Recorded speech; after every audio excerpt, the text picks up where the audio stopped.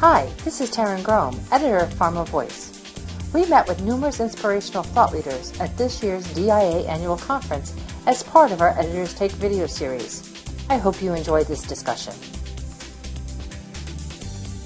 In this episode, Taryn meets with Eric Hayashi, President and CEO, LabConnect, and Jeff Hayhew, Chief Development Officer, LabConnect. Hi, Eric. It's great to see you here in Boston at the 2018 DIA conference. Thanks, Taryn. It's great to be here. I've been doing this 25 years now, believe it or not. Unbelievable. This is my 20th, so we belong to an exclusive club. Let's talk about LabConnect's new collaboration with Symphony Clinical Research. And how does that build on your 12-year relationship with them? And what are the outcomes you hope to achieve? We've enjoyed a 12-year relationship with Symphony now. We've managed more than 17 studies together. And a common denominator of all those studies is they've been very complex clinical trials. And that's really where our stake in the ground is in terms of our capabilities is managing complex trials.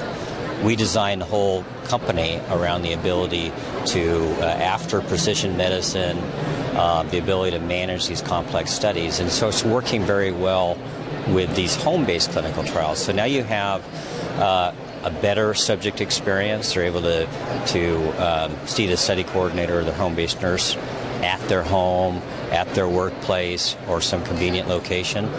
And we support that by the lab kits, the reporting, and the other technologies around the ability to manage those studies easily for our clients. It's wonderful. Now let's talk about some of the trends you're seeing here this year at DIA. So what are some of the hot topics? I think the hot topic is virtual clinical trials. And it fits right in with what we're thinking about as well.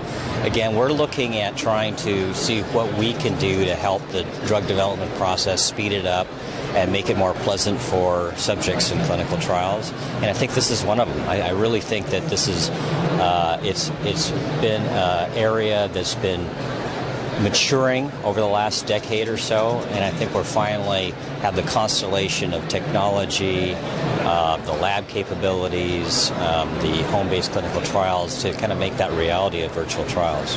We have been hearing that technology is the big connector. It's going to be the thing that's going to allow companies to collaborate. Talk to me a little bit about that in terms of technology. What do you see? Well, there's a lot of different players that are coming together, whether it be IXRT, IVRT, the ability to monitor the subjects at home. All those individual pieces need to come together. I don't think we're there yet. I think it's still probably a couple years away. I think there'll be some early adopters that are trying it. There'll probably be some hiccups along the way, but we'll get there. I'm confident in that. So you're optimistic about the forward progress? Absolutely. Fantastic. Well, thanks for joining us today, and thanks for sharing your insights. Thanks, Taryn. Hi, Jeff. Thanks for joining us. We just heard from Eric and the relationship that LabConnect has with Symphony Clinical Research. We want to talk to you a little bit about some of the industry trends and issues related to PBMC isolations within clinical trials, and how does LabConnect address those needs? Yeah, thank you. PBMC isolations are increasingly important in clinical trials today, especially for studies that are in immunotherapies across a broad range of therapeutic areas. The issues with PBMC isolations, there's really two things. One is that they need to be processed quickly, and that they're somewhat of an art form. It's not something that someone that doesn't do it every day is necessarily going to be comfortable with. So sponsors really have two options today that they look at. So one is to use local laboratories, the sites, to be able to do the isolation. The good news about that is that the turnaround time is very short. Right, the sample can be processed immediately upon collection, which is really ideal. The downside to that is that you have many different analysts across the globe performing this procedure. So you have a lot of variability in their experience and then the downstream quality of the results, the viability of the cells that are going to be used for the analysis later on. The other option is to use regional central labs, which is another choice.